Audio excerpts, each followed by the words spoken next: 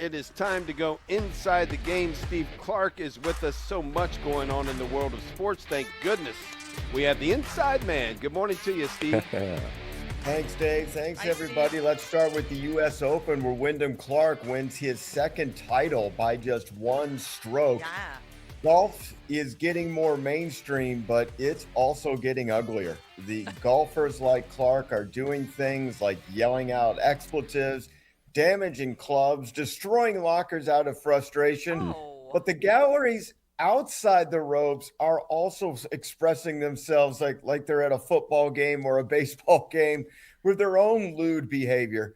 Not only this weekend, but the Ryder Cup that the Americans recently hosted as well hasn't been a good look for a while. I hope things get to be a little bit more reserved again. Yeah. Yeah, when your leader of the U.S. Open is walking up and he's got Scotty Scheffler with him, who's well out of the lead, and the crowd is cheering for Scheffler, and they're booing Wyndham Clark, who's sure to win this thing. Yeah.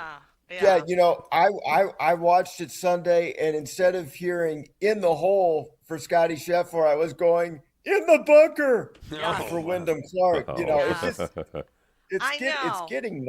getting nasty. And golf Pat, was always the game of gentlemen. It was just very courteous and very, but I noticed that even out on the golf course now. That was one of the first things my husband taught me was golf etiquette out on the course.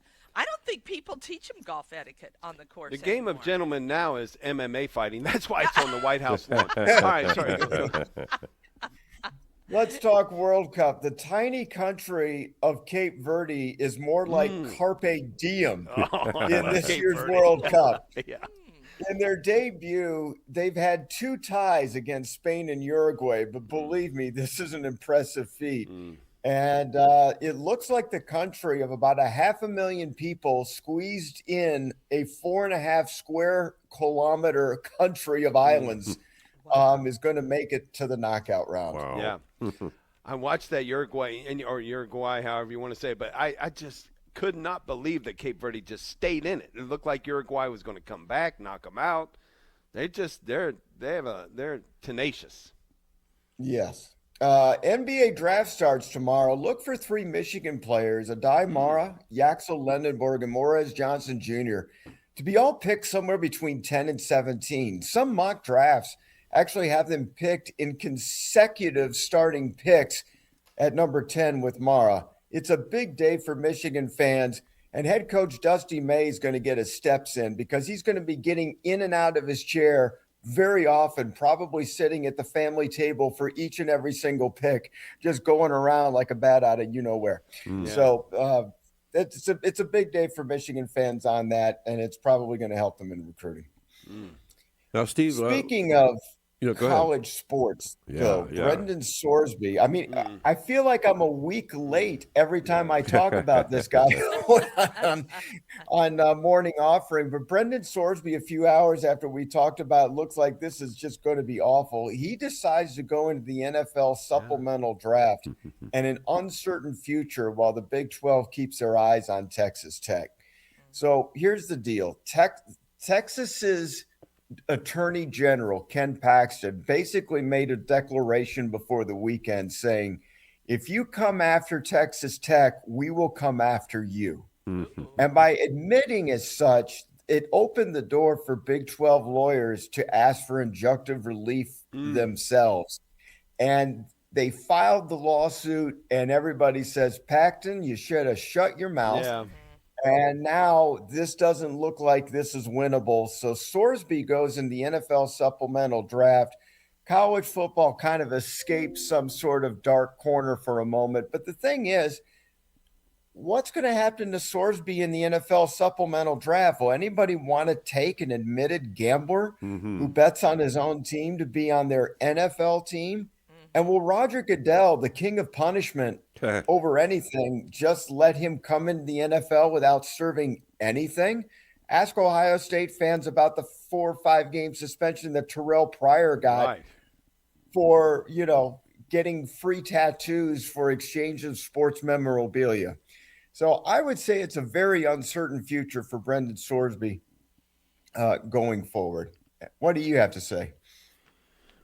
Man, the teams are interested. I mean, this is what's crazy. I didn't realize how many teams would be interested in seeing him work out, how many teams might be interested in drafting him. I didn't know he was that good. They do have a lot of money. They do have a lot of money to send scouts out there to take a look. I'm just not sure where he's going to be taken at. Who's going to be willing to put that all upon themselves to do so? Arizona's a possibility. Maybe Minnesota's a possibility. But then I think he's probably going to get some sort of suspension anyway from the NFL when he starts. Maybe that doesn't matter either. But these times are a changing, and so is the Protect College Sports Act, as it actually goes to a full Senate vote. Sub-Senate floor vote 19-9. Hard to say when a full vote will happen because there's still markups and changes that need to be done.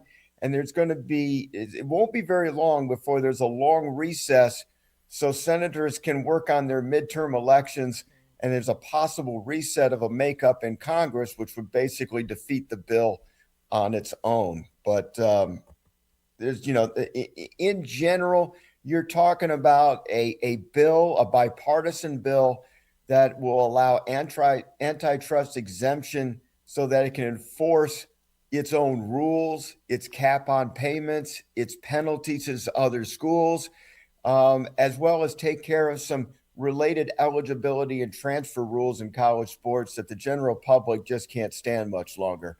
But the Big Ten and the SEC are against it, and it doesn't really have to deal with the big problem about whether student athletes should be considered employees of their schools in the future, which opens up another can of worms.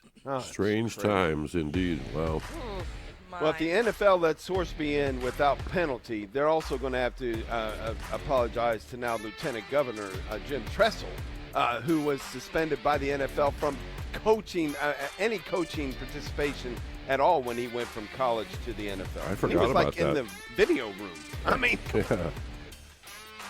It is amazing, Dave. What's considered a violation 10 years ago is absolutely peanuts in today's NIL world. Exactly. Wow. I just wish it would be a game again, and education would be enough. That's crazy talk. I know. That's crazy That's talk. my problem. I'm the one telling you what's going on inside the game, and I'm ruining it for you, Pat. I'm sorry. I'm so sorry. bring all back right, roller Steve. derby Yeah, and let's that's do right, it on the that's White right. House lawn. Thank you, Steve Clarke.